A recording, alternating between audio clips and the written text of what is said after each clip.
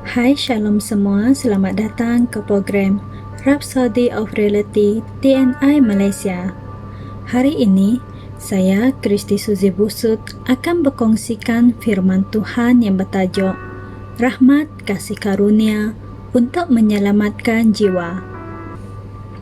Kepadaku, yang paling hina di antara segala orang kudus, telah dianugerahkan kasih karunia ini untuk memberitakan kepada orang bukan Yahudi tentang kekayaan Kristus yang tidak terkira itu. Efesus 3 ayat 8. Dalam ayat Injil di atas, Rasul Paulus telah mengakui bahawa rahmat kasih karunia, suatu kemampuan yang luar biasa, suatu pemberian, suatu kebolehan, suatu berkat telah diberikan kepadanya untuk memberitakan kekayaan Kristus yang tidak terkira kepada orang bukan Yahudi. Perkara yang sama berlaku kepada kamu hari ini kerana firman Tuhan tidak mempunyai tarik luput dan ianya boleh digunakan pada setiap masa. Apa yang kita telah baca datang melalui Rasul Paulus oleh Roh Kudus. Itulah sebabnya ayat Injil itu tertulis untuk kita. Paulus telah pergi ke syurga. Walau bagaimanapun, firman itu harus digunakan di sini.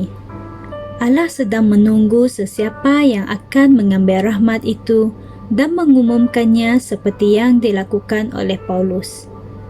Dia sedang menunggu sesiapa sahaja yang akan berjalan selaras dengannya. Dan aku sudah pun berjalan selaras dengan ayat Injil tersebut beberapa tahun yang lalu. Jadi, aku sedang melakukannya. Rahmat yang besar telah diberikan kepada aku untuk memberitakan kekayaan Kristus yang tidak terkira dan aku melaksanakannya.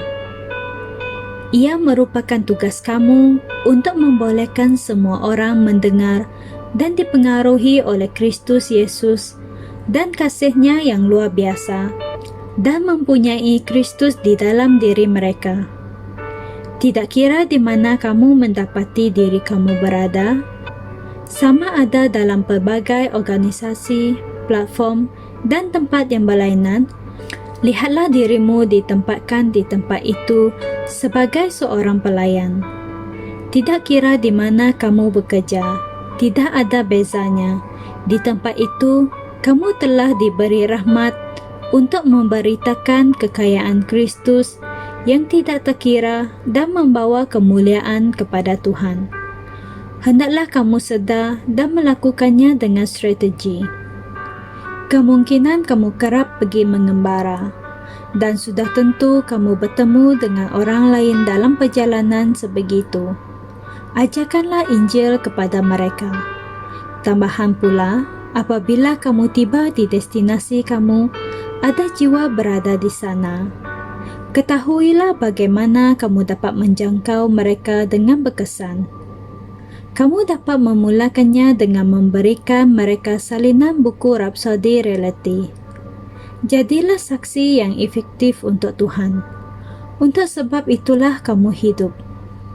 Yesus telah berfirman, "Bukan kamu yang memilih aku, tetapi akulah yang memilih kamu. Dan aku telah menetapkan kamu supaya kamu pergi dan menghasilkan buah, dan buahmu itu tetap, supaya apa yang kamu minta kepada Bapa dalam namaku diberikannya kepadamu." Yohanes 15 ayat 16. Mari kita bersama berdoa.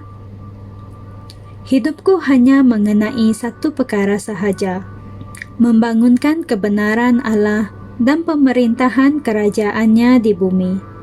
Kerana itu adalah tanggungjawabku untuk melaksanakannya. Aku mengerjakan panggilanku sebagai saksi yang efektif ketika aku pergi menyelamatkan jiwa dan mempengaruhi orang lain dengan Injil. Dalam nama Yesus, amin. Untuk renungan tambahan, kalian boleh membaca di Matius 6 ayat 33 dan 1 Korintus 9 ayat 16. Sekian sampai di sini sahaja perkongsian saya pada hari ini. Tuhan memberkati. Kami percaya saudara-saudari semua telah diberkati dengan perkongsian firman dari Rhapsody Reality.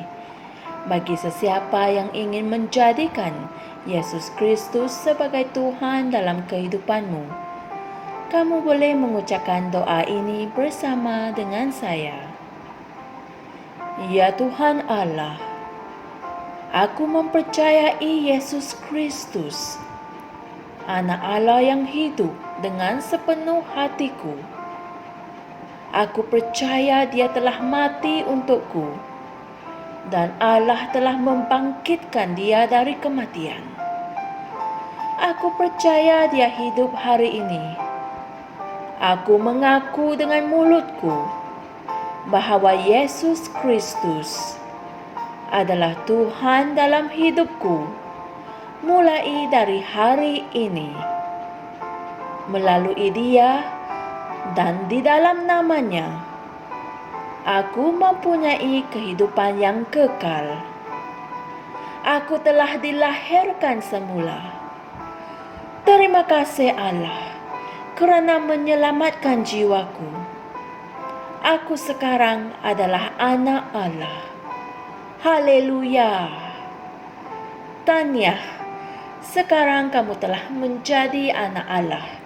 Untuk apa-apa sebarang pertanyaan atau untuk mendapatkan lebih banyak maklumat mengenai bagaimana untuk bertumbuh sebagai seorang Kristian, Anda semua boleh hantar mesej di akaun Facebook kami atau email kami di tni.msia@gmail.com.